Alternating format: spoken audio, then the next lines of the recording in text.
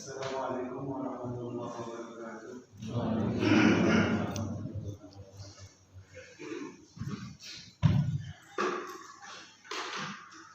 Alhamdulillah, wassalatu wassalamu ala rasulillah. Asyhadu an la ilaha illallah wa asyhadu anna Muhammadan abduhu wa rasuluh. Amma ba'du. Hadirin wal hadirat rahimakumullah. Alhamdulillah, kita diberikan oleh Allah Subhanahu wa taala saat ini saya mengajar hari Jumat, dan hari Jumat ini adalah hari hari yang dimana di sana bulan Ramadan.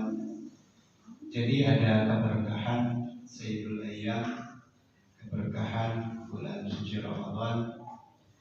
Dan meskipun kondisi tahun kemarin Ramadan sangat memprihatinkan, kondisi Satgas begitu ketat sehubungan dengan gejala yang baru merubah wabah COVID-19, tapi sekarang alhamdulillah sudah mulai mereda dan jamaah pun sudah mulai merasakan kerinduan untuk beraktivitas di masjid, termasuk di masjid yang kita cintai ini.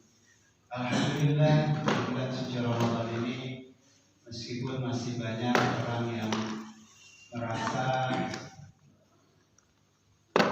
bukan sedih, tapi merasakan rasa pilu bagi yang mempunyai niat untuk umroh masih belum diperkenankan. Bagi yang sudah berniat dan mendaftarkan untuk haji masih belum ada kepastian. Maka yang paling pasti adalah di bulan suci Ramadan ini kita bisa melaksanakan ibadah puasa, bisa melaksanakan kehidupan bulan suci Ramadan. Alhamdulillah, yang mana tatkala kita melihat beberapa waktu yang silam, saudara kita masih ada lengkap, kiri kanan kita ada saudara yang kemudian pada saat Ramadan ini beliau sudah tidak ada, sudah dipanggil oleh Allah Subhanahu wa taala. Allah teringat Bapak Suyono dan yang lainnya. Ini merupakan satu rasa duka bagi kita jemaah masjid. Tapi meskipun demikian, itu adalah ketentuan dari Allah Subhanahu wa taala. Maka bersyukurlah bagi kita yang masih bisa diberikan kesempatan pada bulan suci Ramadan ini untuk hadir bersama-sama melaksanakan ibadah di bulan suci Ramadan. Alhamdulillahirabbil alamin. Kenapa kita harus merasa bahagia, gembira?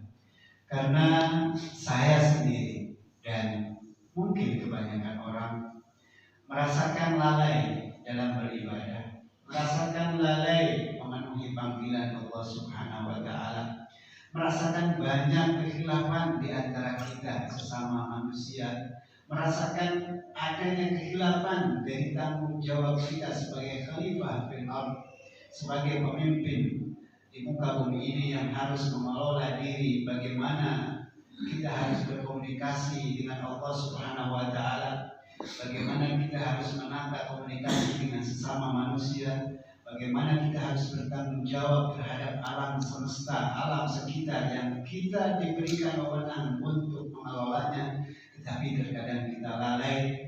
Dan banyak orang-orang yang lalai sehingga banyak terjadi di atas sana longsor, di bawah sana banjir. Ini adalah kelalaian. Maka di bulan suci Ramadan ini adalah saatnya. Dari Rasul Sallallahu Alaihi Wasallam ada minimal yang saya ungkapkan sekarang tiga karakter yang harus dimunculkan. Pertama adalah mempererat hubungan kita dengan Allah Subhanahu wa taala. Mari kita manfaatkan bulan suci Ramadan. Kedua, mempererat hubungan kita dengan sesama hamba Allah, sesama manusia. Mari kita saling memaklumi tatkala ada kekurangan, saling menghormati tatkala ada kelebihan, saling mengampuni tatkala terjadi kekhilafan, dan yang ketiga, mari kita mendekatkan diri dengan alam. Sudah banyak kejadian-kejadian yang diakibatkan kelalaian manusia, termasuk diantaranya wabah ini pun tidak sekonyong-konyong tiba begitu saja, kecuali adalah kelemahan daripada tangan atau pemikiran manusia itu sendiri. Maka dari itu sangat saatnya kita taqarruban ilallah wa taqarruban linnas wa taqarruban bima khalaqallah lana lil insan jami'an. Adapun ibadah di bulan suci Ramadan banyak macam, banyak cara yang seperti halnya dicontohkan oleh para sahabat. Kalau melihat sholat taraweh, dicari dari beberapa hadis, ternyata tidak ada dalil taraweh. Tidak ada dalil yang menetapkan bahwa taraweh itu seperti itu. Tidak. Ada adalah contoh pertama dari para sahabat Rasulullah SAW. Yang pertama, Rasulullah SAW mengajak pada bulan suci Ramadan, di awal bulan suci Ramadan, sebagai qiyamul lail, menghidupkan suasana malam. 3 hari saja Rasulullah SAW mengimami di bulan suci Ramadan setelah sholat isya. Kemudian melakukan sholat yang biasa dilakukan di bulan-bulan yang lain selain di bulan suci Ramadan. Setelah itu Rasul tidak hadir kembali ke masjid. Maka para sahabat seolah dalam kebingungan, sehingga mencari dengan kreativitas sendiri beribadah. Boleh dicatat, sahabat berkreativitas beribadah sesuai dengan pemahamannya masing-masing. Ada yang sholat 2 rakaat diselangi dengan tafakkur, tadakkur, zikir. Ada yang 2 rakaat berpikir, kemudian mengingat-ingat hafalan Al-Qur'annya.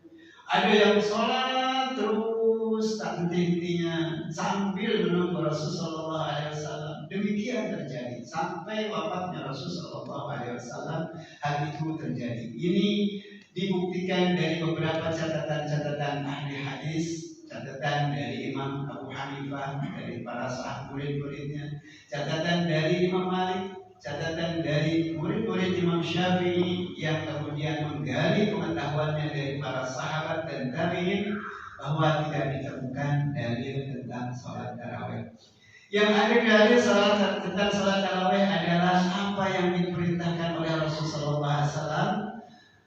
Ikutilah setelah aku orang-orang yang 4 itu. Siapa orang yang 4? Abu Bakar Siddiq, Umar bin Khattab, Utsman bin Affan, Ali bin Abi Thalib.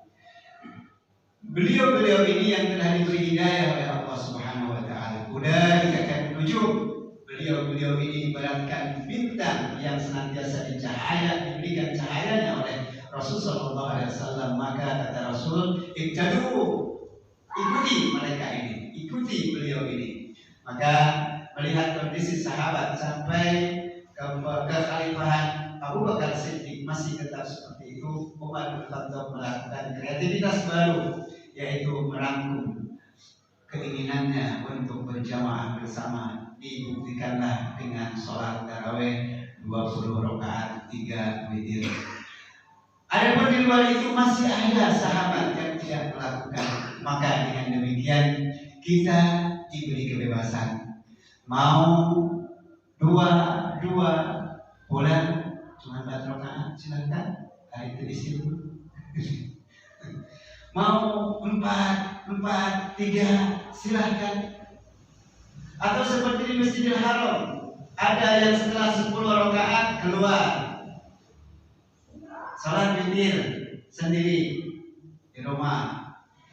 Atau ada juga sekelompok ini di Masjidil Haram, setelah kira-kira 10 rakaat yang lain baru datang mengikuti kelanjutan dari rakaat ke-11 sampai ke 20 dan tambah 3 witir.